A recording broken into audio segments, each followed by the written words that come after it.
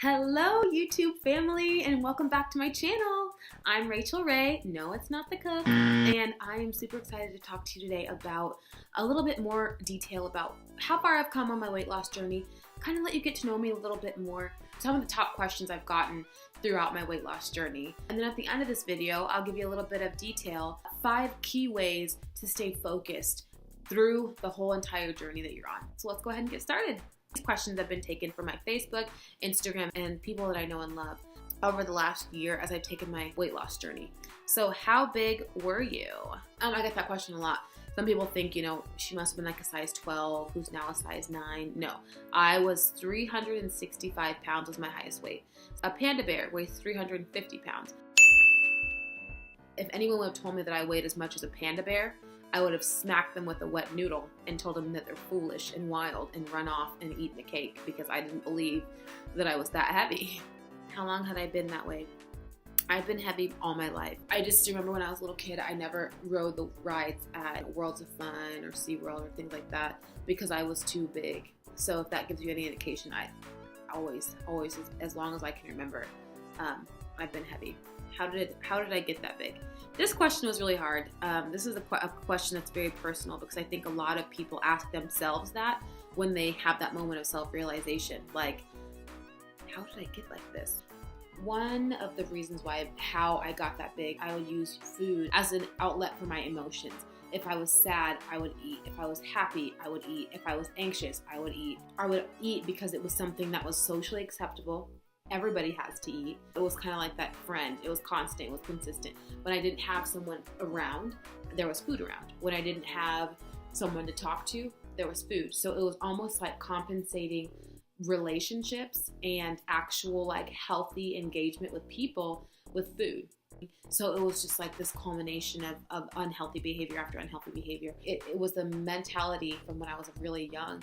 Food was safe, food was special. All the best things happened around food. Thanksgiving, Christmas, family dinners, family meetings happened around food. So I thought, well, why would food be bad? Why would eating be bad? I supplemented all that emotion, all that communication, all that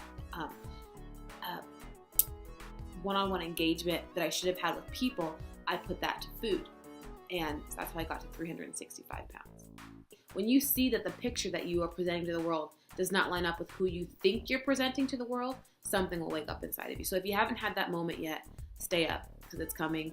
Whether it's weight, personality, integrity, you have those moments when you're like, ooh, that was ugly. That's not Rachel. That's not who I am.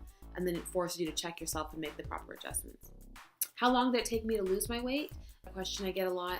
It took me so I had my gastric sleeve surgery on February 19th, 2016, and on today's January 3rd, 2018, I'm down, let's see,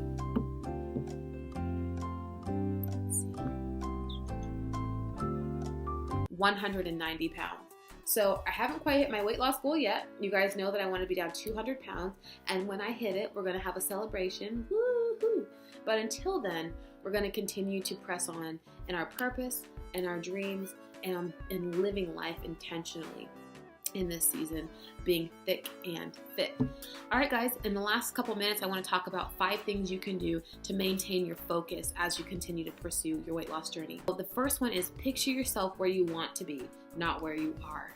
It's really important to not lose sight of the end result. I remember I would go to the store and I always bought clothes smaller because I knew I was going to hit my goal. Always picture yourself in the outcome. Don't focus on the process. And by the way, picture yourself where you want to be, not where you are. That's called faith. I have a lot of people tell me, I don't have faith. I don't believe in God. I don't have faith. Yes, you have faith. Whether you believe in God or not, I don't care. If you're sitting on that chair or if you're sitting in your car, you have faith that your seat's not going to fall from under you. If you're breathing, you have faith that your next breath is going to come. So you have faith, you just aren't putting it into the right thing. So start applying your faith to things that you want and not to things that are mundane and asinine. And maybe something different will happen to you. A little nugget for you. That one's free. 2, stay to yourself. I was my own best friend, I was like Beyonce. Me, myself, and I. That's all I got in the end. That's what I found out. Girl, I'm not playing. I was at the house, steady at the house. Y'all couldn't catch me out. She didn't go to the club. She didn't go to nobody's breakfast is. She didn't go to brunch, no movies. She did not hit the mall unless she was buying a new smaller pant size. Stay to yourself. Stay to yourself. Stay to yourself. You can cheer yourself on more than you can distract yourself. Oftentimes when I was laying in bed, I'd be like, I don't want to go to the gym this morning. It'd be like 5 a.m. I'd work till 10:30 at night. I was like, okay, I don't want to go to the gym. But then my vision, the vision that was like buried inside me of being skinny, right? Of being healthy, not skinny, healthy, being thick and fit. My vision of being thick and fit would wake up at 4:30 and be like, but girl, that booty though, that waist though, those goals though, that pair of jeans that you can't zip though. And I'd be like, all right. I get up, go ahead and put my head wrap on and hit the gym. Number 3, listen to that still small voice in your head. You're going to have a lot of opportunities to be sidetracked. So I encourage you to listen to that still small voice in your head that says, okay, I do not need this cookie. You know, listen to that still small voice that says, don't do it. Don't eat the cookie. You don't need it. You'll hear it. A lot of times you'll just drown it out with alcohol or soda, you know. And so the still small voice goes away. But listen to that still small voice because it will direct you to the right things to do, not the foolish wildness. Number 4, stay active. Don't just sit at the home. What use is sitting alone in your room? Go home, go out. Don't just sit at home. Just get active. Go to church. Lord, get your behind up and go to church. Lord have mercy. Go see somebody. See somebody that's doing something other than gaining weight. Go somewhere that you can get something done that's productive. I'm only telling you this because I love you and I want you to reach your goals. So I'll be that friend that you don't like sometimes because I'm not really concerned about you being comfortable. I'm more concerned about you being healthy and reaching your goals. So number 5, don't make any big decisions for 1 year. My mentor has told me this and I did not listen to that advice and it was the dumbest thing I ever did. So if I started this weight loss process today, I said, you know what? I'm going to get healthy. I'm going to lose this weight. Don't make any big decisions. Why? Because you don't know the person that's going to come out as a result of this process.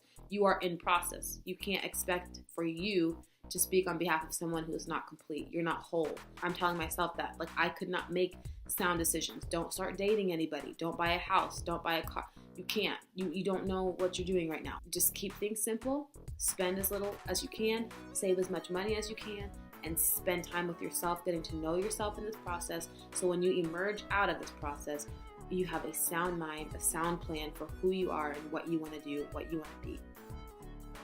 All right, guys, that's all I got for you today. I hope this video was helpful and it continues to motivate you and keep you on the right track to hitting your weight loss goals.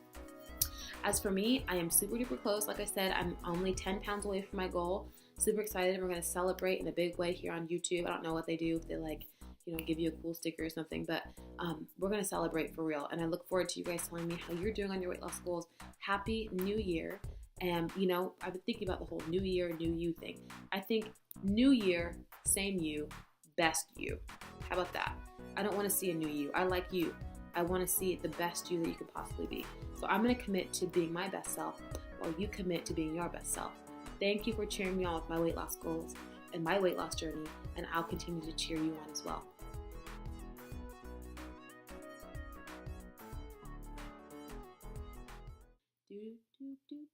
Be blessed, not stressed, and be well dressed. You know what I'm saying?